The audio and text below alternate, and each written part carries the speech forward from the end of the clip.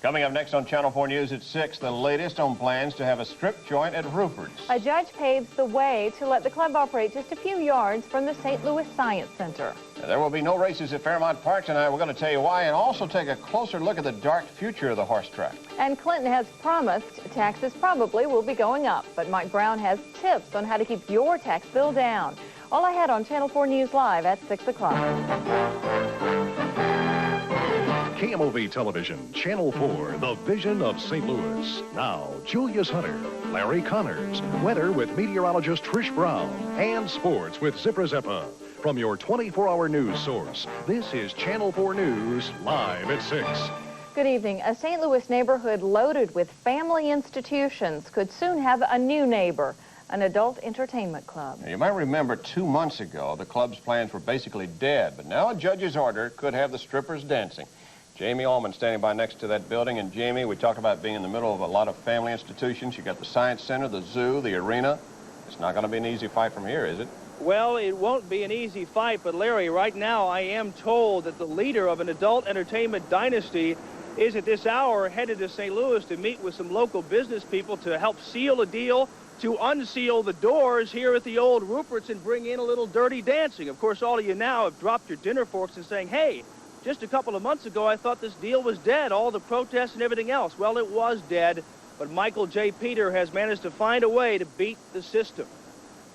Michael J. Peter is no stranger to controversy. About a year ago, he was arrested on charges of extortion and kidnapping for allegedly shaking down a competitor to his chain of strip clubs in Florida.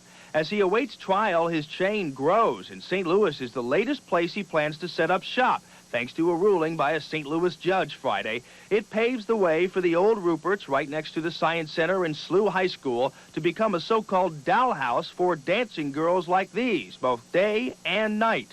Dancers wear less than you see here, but Peter's company insists they'll dance within the law. This is really a well-run operation. If there's just some way we could express this to the people of St. Louis to get them to relax, everything's okay. But it was protests from Rupert's neighbors, including the St. Louis Science Center and SLU, that stalled the strip club when it tried to open last fall. Club operators, headed locally by Brent McConnell, knew they wouldn't get a liquor license needed to open, so after regrouping, they decided to simply transfer the license that already existed for Rupert's. Excise Commissioner Bob Krayberg rejected the paper shuffling, but on Friday, a judge went over his head and okayed it, ordering the license to be transferred. The Science Center says it will continue to oppose the club. What this new court ruling means, though, is that what neighbors or the general public have to say about this new club doesn't really matter. I think that the public is entitled to the hearing process so that, that their input can be weighed and evaluated. Visitors to the Science Center today expressed frustration. Roberta Marsh and her daughter Hannah live in the neighborhood and frequent the center. She doesn't want a strip club as a new neighbor. I'd be very much opposed to that because it's not good for the neighborhood, especially not good for my daughter. Now, of course, the city excise commissioner does say he's going to be appealing this to the Court of Appeals within a couple of weeks. In the meantime, Larry and Laurie, I am told by the police department that if indeed these doors do open, some of the first patrons will be undercover vice detectives to make sure that the dancing is being done within the law. All right, Jamie. Well, like everyone said and you pointed out, we thought it was dead, but now it's back. Thanks for keeping us posted on it. The mayor of a North St. Louis County suburb is in trouble with the law again. Today, a federal grand jury indicting Kenlock Mayor Charlton Clay 2 counts of extortion. Allegedly, Clay tried to shake down a contractor for $3,000. When the contractor went to the FBI, it set up a sting. Mayor Clay already faces charges of stealing and accepting stolen property, and today he was unavailable for comment.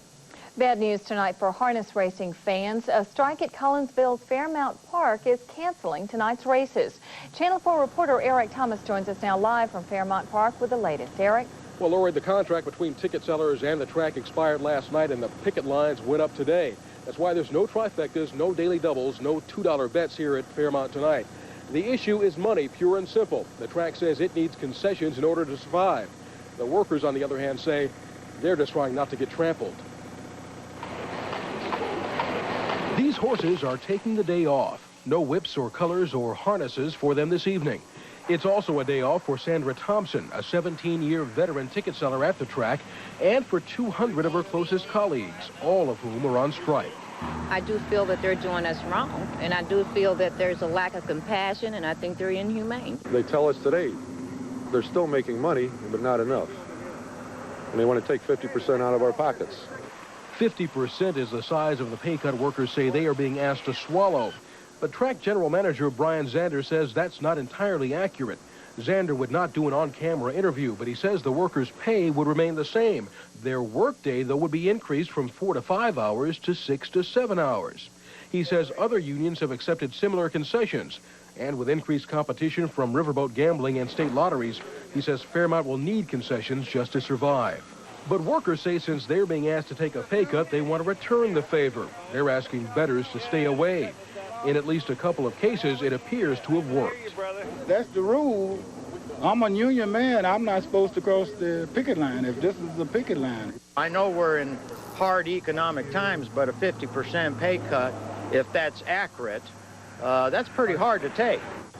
Now, Fairmont's other unions are honoring this strike. That is why there is no harness racing here tonight. The track says it can't stand a long strike, though. They say profits are down 70% over the past 2 years. That's why a lengthy strike could result in these workers being replaced, though track officials say they'd rather not have to do that. Now, by the way, Lori, this strike only affects live harness racing, what is called inter-track betting, where other racers are beamed in from elsewhere around the country by closed-circuit TV for bettors to wager on here, remains unaffected at this point. Okay, thanks for clearing that up. Eric Thomas reporting live from Fairmont Park. There is some relief for motorists crossing the Missouri River into St. Charles. The new Route 115 bridge now open to travelers. It replaces a bridge built back in 1904. Motorists now have 3 lanes in each direction to travel between St. Charles and Bridgeton, and this certainly should reduce some of the traffic on the Interstate 70 Blanchette Bridge. At this hour, many area residents are cleaning up flood damage. We first showed you these pictures yesterday. 2 homes owned by the St. Louis County Housing Authority with a history of flooding. In spite of repeated calls, the Housing Authority waited hours to respond. The fire department finally demanded assistance. Well, this is the scene today. 1 basement pumped out, another partially drained, and both residents relocated by the Housing Authority. However, the county says it won't pay for the damaged belongings. Taken out of my home. Everything is better now, according to one of the residents moved out, but she still hopes that it doesn't happen to anyone else because she says this is not fair. Now, the Housing Authority says it will fix the problem before anyone else moves into the homes. A spokesperson says the authority operates about 1,100 units in St. Louis County.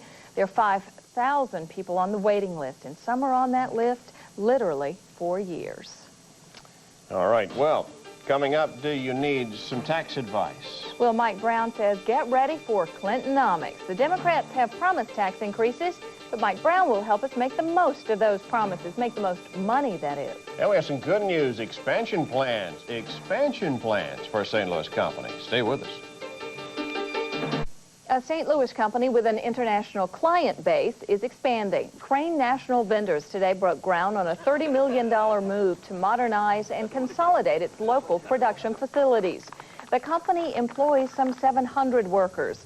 They manufacture vending equipment and sell it worldwide.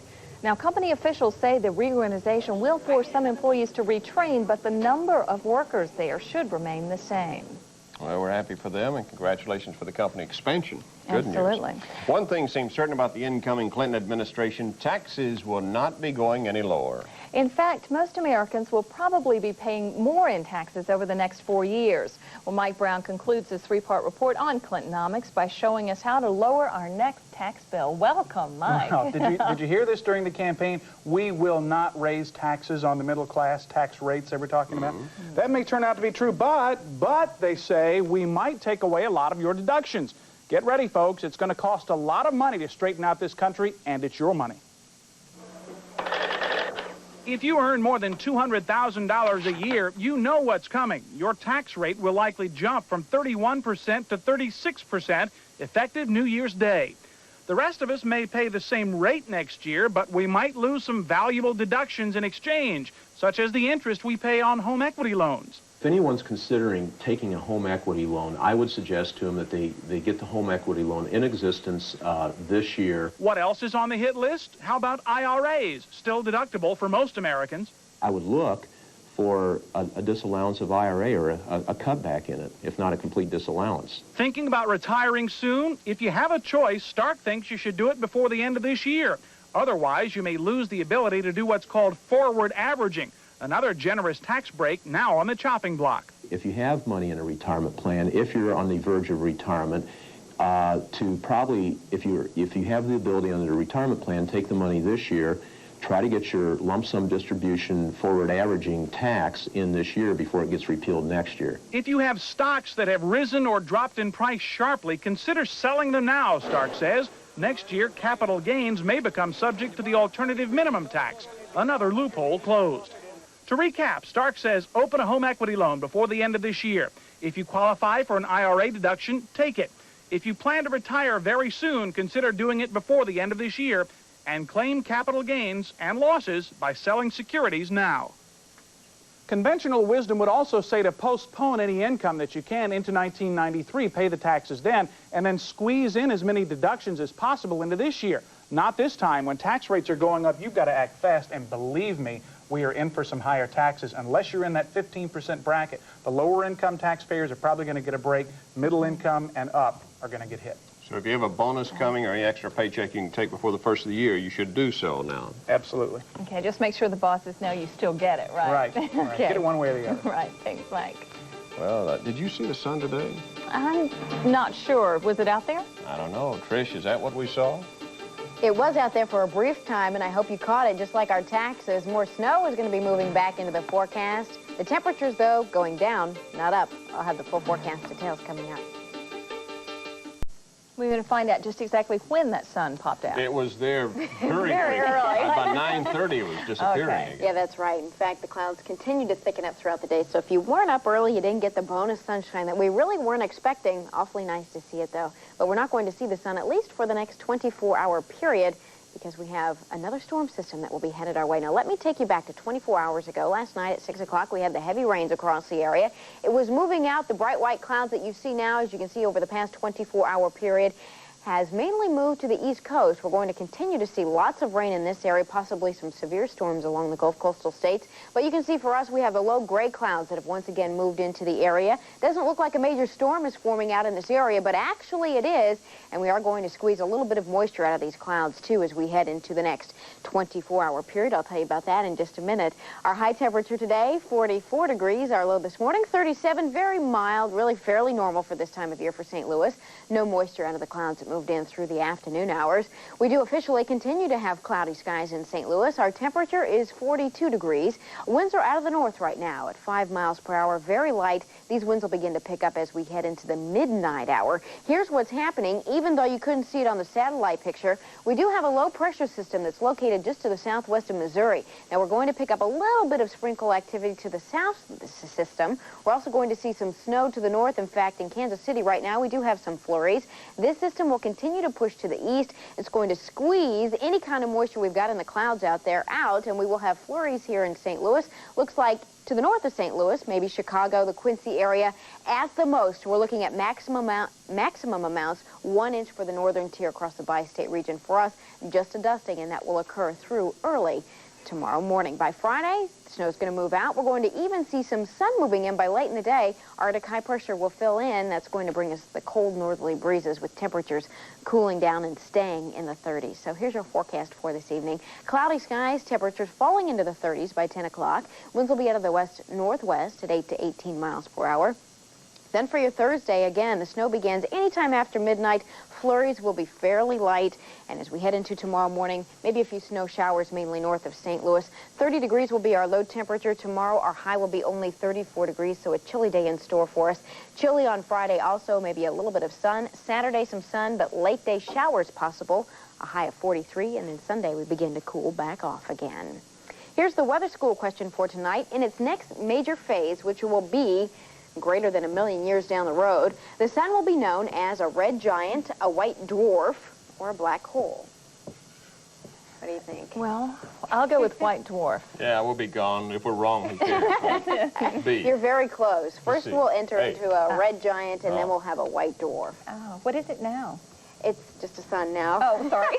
We wouldn't know. We haven't seen it. We haven't seen it. I know, it's been so long. It's hard to remember. All right, thank you, Trish. You could receive a cash reward if you can help Crime Stoppers and police catch today's most wanted criminals. Craig Frankie, alias Craig Curtis, wanted for mail fraud, bond jumping, 6'1", 145 pounds, blonde hair, blue eyes, and a scar on the right eye. He was last seen in the Woodson Terrace area. Also, we're asking for help in locating 4 suspects involved in a murder in the Fox Park area of St. Louis just last week.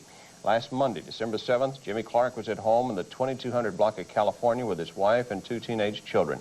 A man showed up at the door, asked to use the phone, was refused, and then he shot Clark twice and took off running. One witness says he saw the suspect run and join 2 others. He says all 3 suspects were Mexican males, ranging in height from 5'7" to 5'11". Then the 3 of them jumped into the back of a truck, perhaps an 86 or 87 red Chevy, driven by a white male in his 30s with shoulder-length black hair, glasses, mustache. He was wearing a blue denim jacket, a white wool collar. Someone got a pretty good description in that case. In fact, they heard the driver asking, "Did you get him?" suggesting perhaps it was a setup shooting, a hit from the very beginning.